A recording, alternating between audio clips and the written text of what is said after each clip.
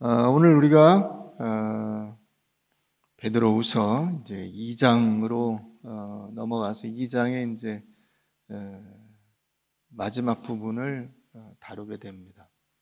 오늘 말씀의 제목이 뭐죠? 물 없는 샘, 물 없는 샘. 그 야구에 불문율이라는 게 있대요. 불문율 들어보셨어요? 프로야구의 불문율. 이 불문율이 뭐냐면요, 점수 차이가 크게 났을 때는 이긴 팀에서 도루나 번트를 대지 않는 거예요. 그러니까 도루하고 번트를 대는 거는 점수를 내기 위한, 이를테면 전공법은 아니죠. 그건 이를테면 변칙이에요.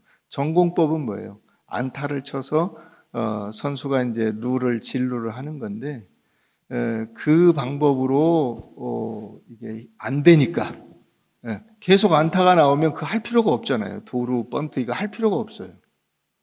근데 그게 잘 안 되니까 도루하고 번트를 대는 건데, 점수 차이가 클 때는 그렇게 하지 않는다.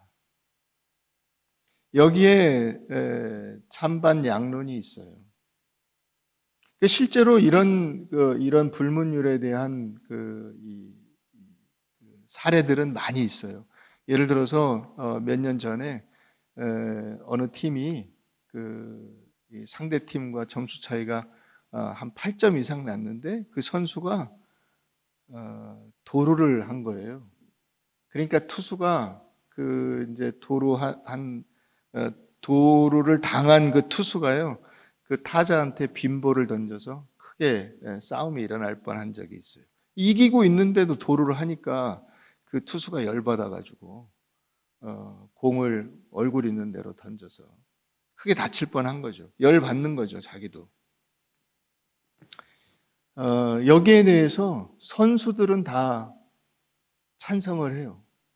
불문율. 그래, 크게 이기고 있을 때는 도루나 번트를 대지 않는 것이 맞아. 이렇게 찬성을 하는 거죠. 왜냐하면 자기들이 겪어보니까 알겠는 거예요. 그건 너무 기분 나쁘고 상대팀에 대한 배려가 아니야. 이런 걸 아는 거예요. 상대팀이나 내 팀을 떠나서 함께 땀 흘리고 그 땀만큼의 결과가 돌아오는 이런 스포츠 경기의 원리가 이런 이기고 있는데도 막 점수를 더 내려고 아둥바둥하는 그것은 배려가 아니다. 그런 게 무너진다 하는 그런 점에서 불문율에 찬성을 하는 거죠. 반대하는 사람들은 누구냐면 일반인들이에요. 일반인들은 이제 자기가 응원하는 팀이 무조건 확 이겼으면 좋겠는 거예요. 그것도 상대편이 이렇게 반론을 제기하지 못하게 완전히 크게 이겼으면 더 좋겠는, 속이 시원하겠는 거예요.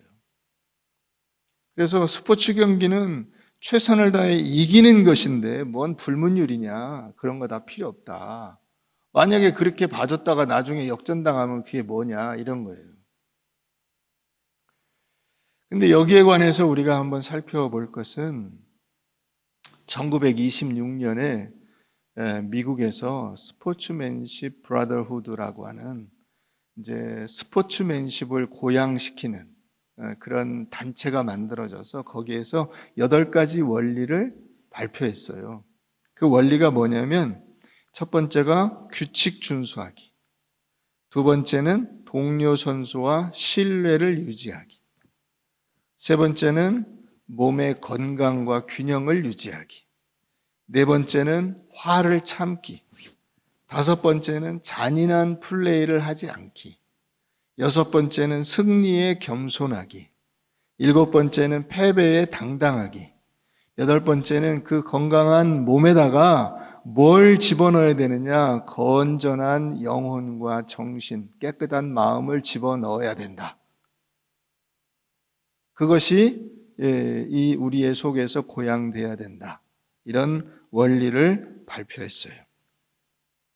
이것은 스포츠에서뿐 아니라 이제 스포츠맨십이라는 것이 그런 거죠. 이게 스포츠 경기에서만 통용되는 원리가 아니고 이것은 모든 인간의 삶 속에서 통용되어야 될 원리다.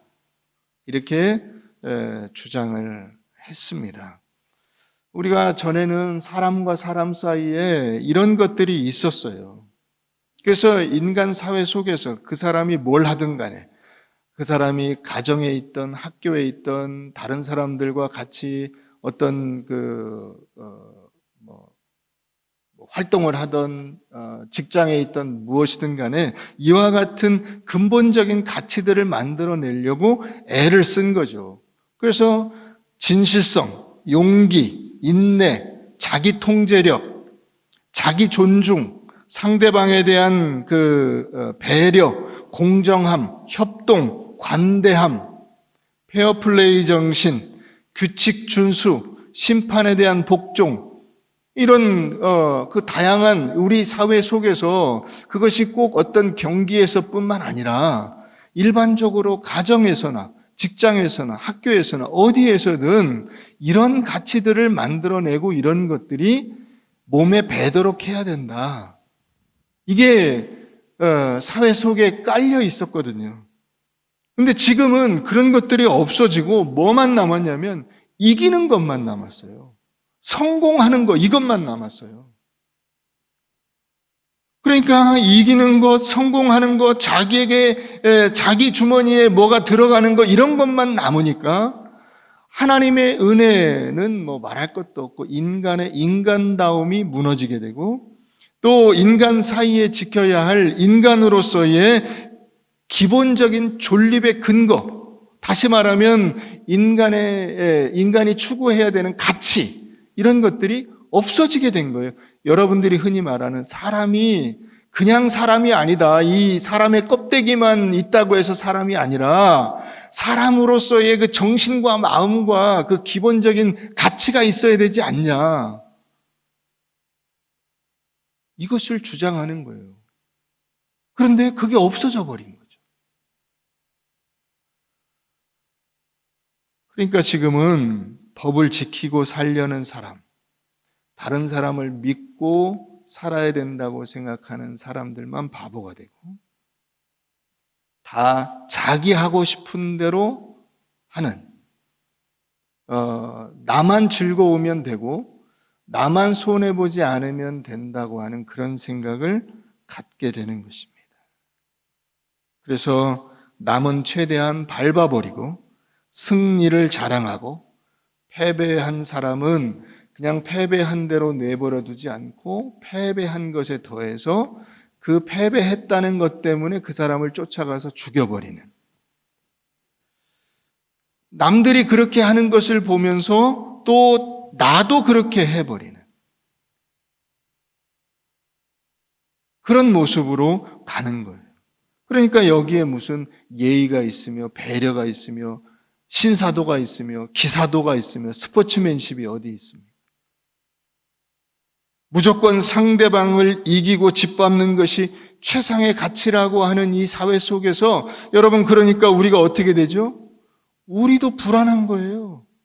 각자 자기 자신도 불안한 거예요. 왜냐하면 다른 사람이 이겼다는 이유로 모든 것을 다 가져버리고 진 사람은 뺏기는 것 정도가 문제가 아니라 아예 목숨을 잃게 되는 그런 상황을 보면서 우리가 어떻게 되죠?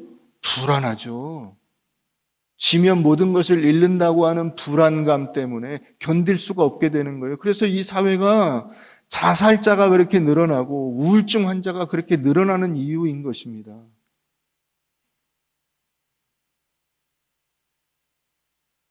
가정도 그래서 변했어요. 그렇게 되면서 사회에 이런 지켜야 할 근본적인 가치와 덕목들이 없어지게 되면서부터 여러분, 요즘에 특히 그런 뉴스들이 많이 나오죠. 아이들이 가정에서 학대를 당하고 심지어 죽음을 당한다. 부모의 부모됨이 무너졌어요. 아이들은 이제 지키고 그 키워내야 할 그 가정의 소망이고 미래의 소망이 되는 것이 아니라 내가 살아가는데 거침돌이 되고 불편한 존재가 되어버려서 내 마음에 안 들면 그냥 쥐어 패고 죽여버려도 되는 그런 존재로 바뀌어버린 거예요. 인간의 인간됨이 가정에서부터 무너져 버린 거죠.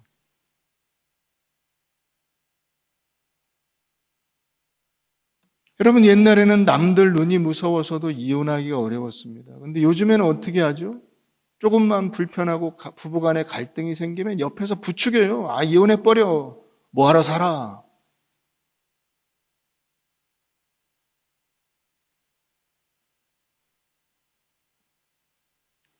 이 인간의 본성이라고 하는 것이, 죄라고 하는 것이, 그래서 지금 특별히 더 나빠졌다는 것이 아니라 마치 그 콜라와 같아요. 콜라. 사이다 같아요. 뭐냐면 먹으면 이 안에 들어간 탄산가스가요, 나와야 돼요. 그게 트림으로 안 나오면 뒤로 나와야 돼요. 어떻게 나오든 나와야 돼요. 그러니까 그게 예전에는 문제가 아니었는데 지금은 문제다는 아니에요, 사실. 인간 안에 있는 죄성이라고 하는 것이 반드시 어떤 계기를 통해서든 삐져나오게 되어 있는 거죠.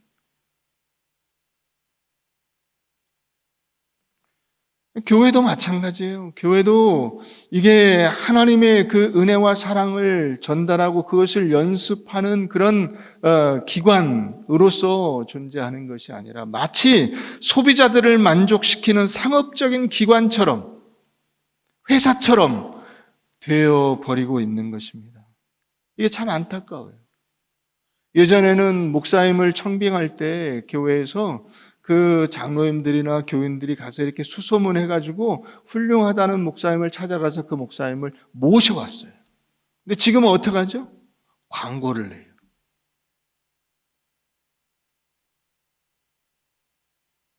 심사해서 뽑아요. 그러니까 권위가 안 생기죠.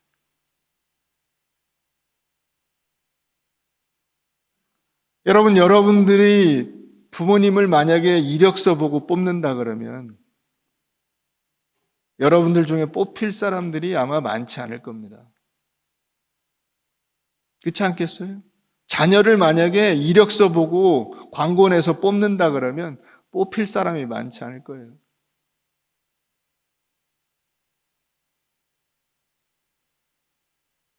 교회도 세상의 영향을 받아서 비교하고 자랑합니다. 무엇을 가지고 자랑하죠, 지금?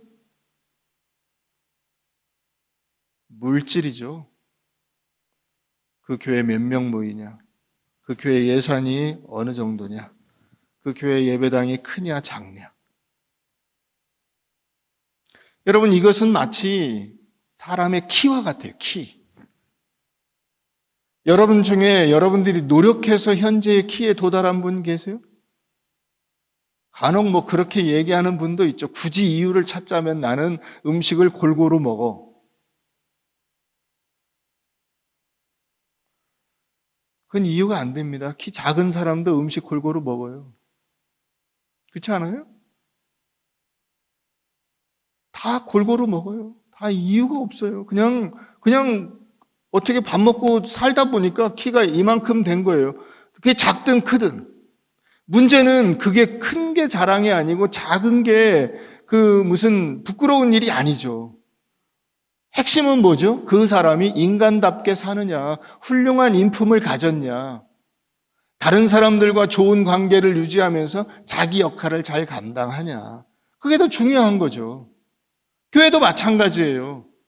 예배당이 크냐, 사람들이 많냐, 예배당 예산이 많냐, 이런 거는 아무 문제가 안 돼요. 교회에 만약에 비교한다면 비교 기준은 딱 한 가지밖에 없어요.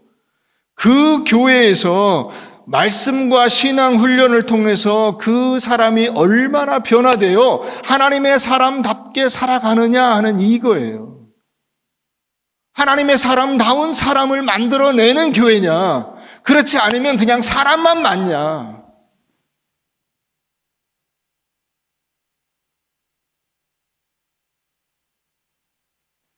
나는 어느 교회 다녀. 보통 큰 교회 다니는 사람들이 그것을 내세우는 이유는 내가 이 교회 다니니까 내가 어느 정도 신앙인지 알겠지? 이런 뉘앙스를 깔고 있는 경우가 많이 있어요. 전혀 아니에요.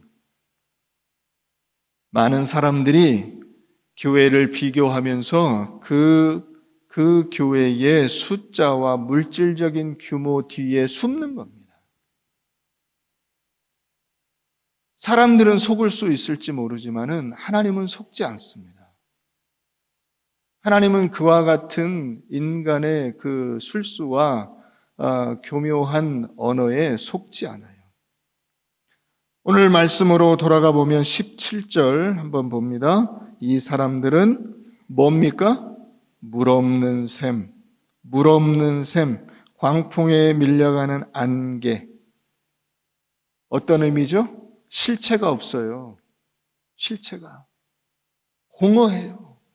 여러분, 샘이려면 뭐가 있어야 되죠? 물이 있어야 되죠. 샘이려면 다른 거는 몰라도 물이 있어야 샘이죠. 물이 없으면 그건 샘이 아니죠.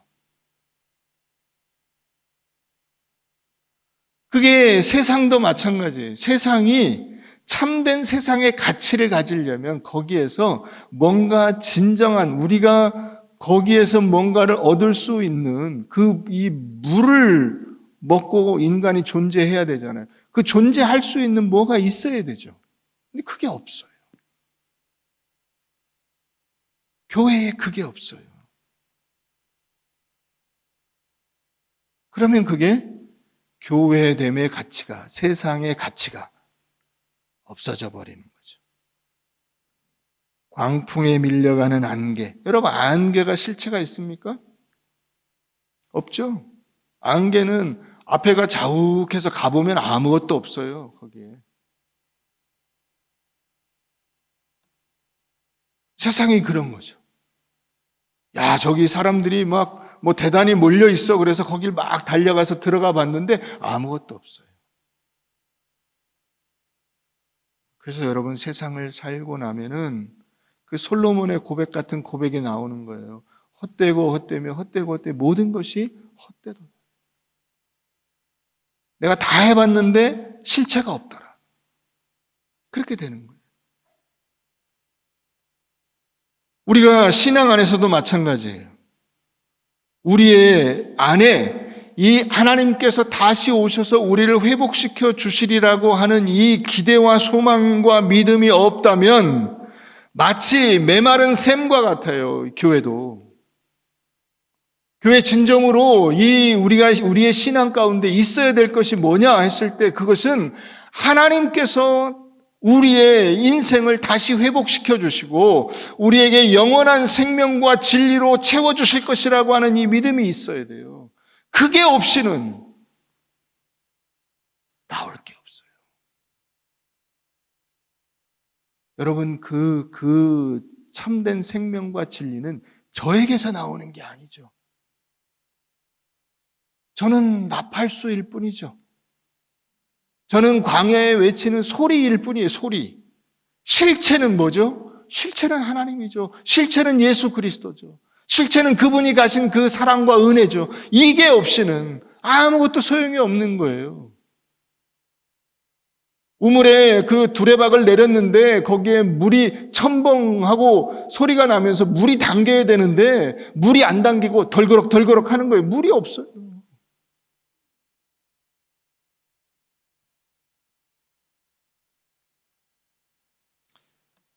세상에 많은 사람들이 하나님이 없는 인생의 황폐함과 한계를 깨닫고도 절대로 하나님은 답이 아니라는 완악함을 드러내고 있습니다. 매 시대마다 기독교는 사회로부터 사람들로부터 공격을 받아왔습니다. 지금도 역시 교회는 세상의 공격을 받고 있습니다. 그들은 항상 무엇을 공격하냐면 기독교의 보편성과 유일성을 공격합니다. 네가 무슨 진리를 가졌냐? 교회가 무슨 유일하냐? 교회 말고도 길은 많다. 예수 아니라도 구원에 이를 수 있는 길은 수두룩하다. 이런 걸로 교회를 공격을 하는 겁니다. 그러나 어느 시대에 그랬던 것처럼 이 시대에도 역시 이 사회는 예수 없는 신앙, 예수 없는 교회를 만들려고 혈안이 되어 있지만은, 그러면 사회가 우리에게 줄 수 있는 것이 있냐? 아무것도 없습니다. 물 없는 샘입니다. 물 없는 샘. 근대에 들어오면서 인간 이성에 대한 절대적인 신뢰를 주장했습니다. 그러나 이성에 대한 신뢰는 완전히 무너져 버렸습니다.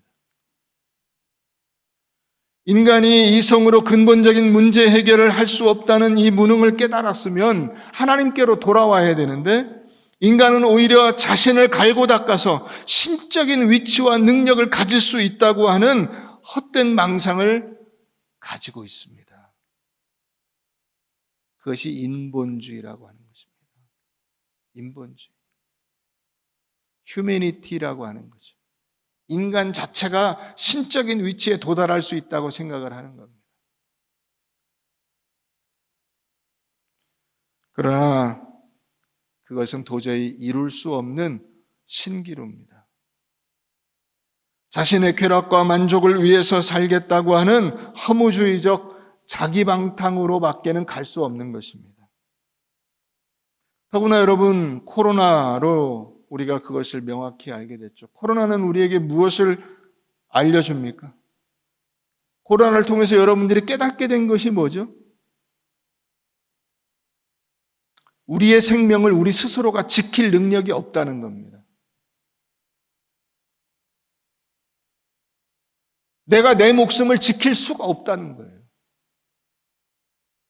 그건 언제나 마찬가지죠. 여러분들이 만약에 불치의 병에 걸렸다고 합시다. 그때 깨닫는 것이 뭐죠? 내가 아무리 노력하고 애써도 내 목숨을 지킬 수 없구나. 그걸 깨닫는 거 아니에요? 코로나는 그것을 우리에게 다시 한번 확인시켜 준 겁니다. 물질 문명으로, 인간이 돈으로, 열심으로, 노력으로, 최첨단의 어떤 시스템으로 자기를 지킬 수 있다고 생각했던 인간의 그 만용을 코로나가 한 방에 때려 눕혔습니다. 안 되네. 안 되네. 여러분, 하나님이 만약에 우리를 더 몰아치시면 우리 모두는 다 죽을 수밖에 없습니다.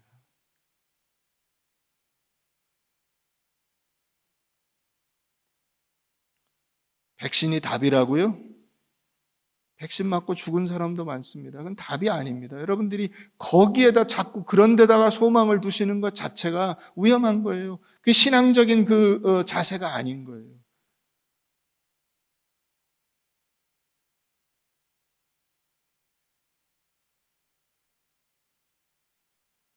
무엇이 답이냐? 이것을 생각해야 됩니다. 우리 고린도후서 4장을 한번 가보겠습니다.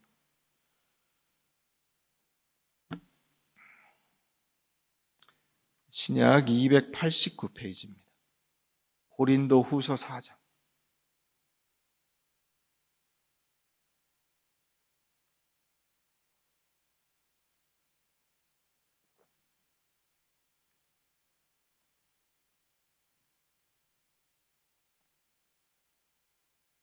사 절 한번 보겠습니다.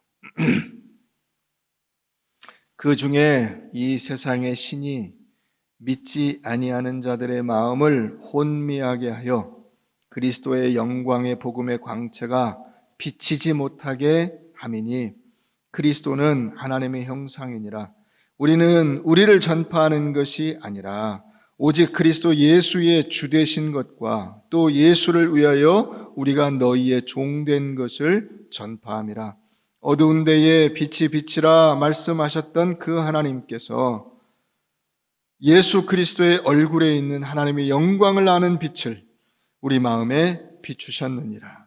우리가 이 보배를 질그릇에 가졌으니 이는 심히 큰 능력이 하나님께 있고 우리에게 있지 아니함을 알게 하려 함이라.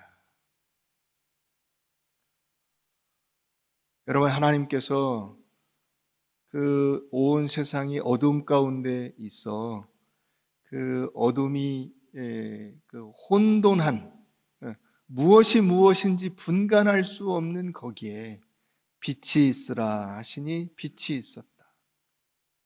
그게 예수라는 겁니다. 그게 이 세상이 지금 아까 그 17절에 나온 대로 캄캄한 어둠 속에 있는 것과 같은 그런 형국인데, 그 속에 하나님께서 이 그리스도의 영광의 복음의 광채가 비치게, 세상은 그것을 막으려고 갖은 애를 쓰지만은 하나님께서 그 어두움을 밝히는 참 빛을 보내셔서 우리로 하여금 그 빛을 보고 우리가 얼마나 어두운 데서 헤매고 있었는가를 깨닫게 하시고 우리로 하여금 진정한 빛 안으로 들어올 수 있도록 만들어 주셨다는 것입니다. 할렐루야.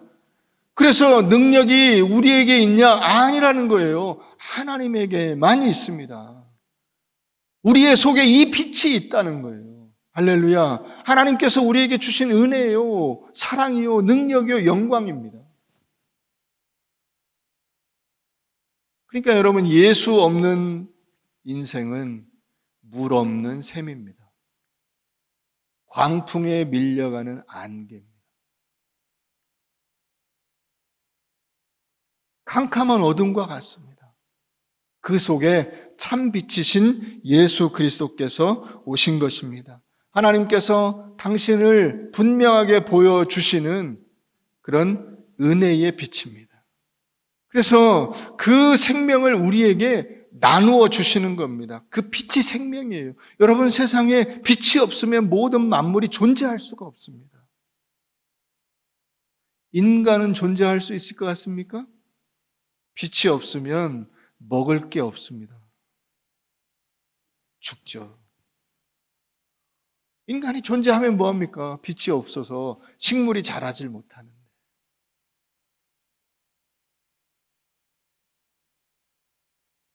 여러분, 예수가 아니면 그 어떤 것도 절대로 진리가 될 수 없습니다.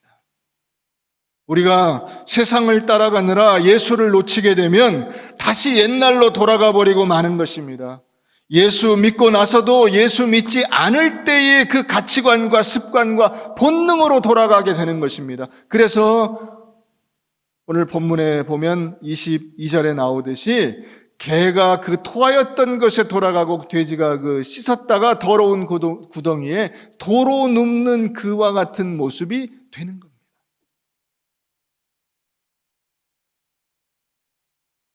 말씀과 기도와 예배를 통해서 하나님이 누구시며 그 사랑과 은혜가 어떤 것이며 예수 안에서 그 은혜가 우리의 영혼을 얼마나 풍성하게 하고 넉넉하게 만족시키는가가 확인되지 않으면 우리도 모르게 거짓 선지자, 거짓 선생들, 그리고 그들이 외치는 거짓 복음에 휩쓸려서 다시 예전의 어두움 속에 들어가 버리게 되는 겁니다. 이것처럼 불쌍한 게 없는 거예요. 많은 분들이 신앙생활을 하면서도 방황해요. 어떻게 방황하죠? 예수가 답이 아닌가 봐. 돈을 많이 벌어야 되겠어? 높은 자리에 올라가야 되겠어?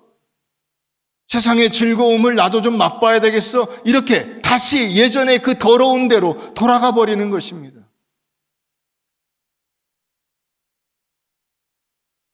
여러분, 예수 말고는 그 다른 어떤 것으로도 성도의 존재와 사명과 책임이 성립하지 않는다는 사실을 잊지 마시기를 바랍니다. 신앙에서 예수님과 그분의 십자가의 죽으심이 빠져버리면 사람과 사람으로 밖에는 비교할 것이 없습니다.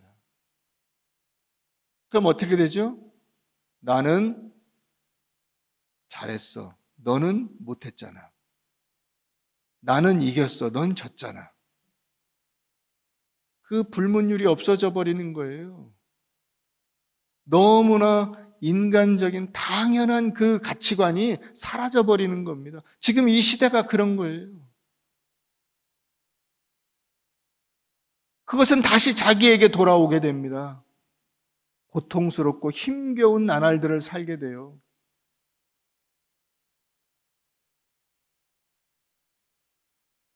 여러분, 하나님의 그 놀라우신 사랑과 찾아오심, 예수 그리스도를 통해서 우리에게 다가오셔서 우리를 건져주시고 구원해 주시는 이 크신 그 영광을 여러분들이 꼭 기억하시기를 바랍니다. 내가 올라가서 만난 하나님이 아니에요. 내가 하나님을 찾으려고 간절히 찾고 찾아서 하나님께 갔다, 이게 아니에요. 하나님이 나를 불쌍히 여기셔서 내게 찾아와 주신 거예요. 나를 사랑해 주신 거예요. 지금도 내가 할 수 있는 일들이 너무나 많은 거예요. 여러분, 가끔 여러분들이 이 사람과 사람을 비교하는 가운데 낙심하게 되는 경우들이 있어요. 아, 나는 이렇게 병들고 힘든데 저 사람은 저렇게 건강하잖아. 여러분, 그걸 자꾸 생각지 마세요. 내가 어떤 그 성품과 인격을 가지고 그런 성품과 인격으로 나아가느냐 하는 것이 훨씬 더 중요한 거예요. 건강한 사람이 건강한 사람으로서의 그 가치를 만들어내지 못하면 아무 소용이 없는 거예요.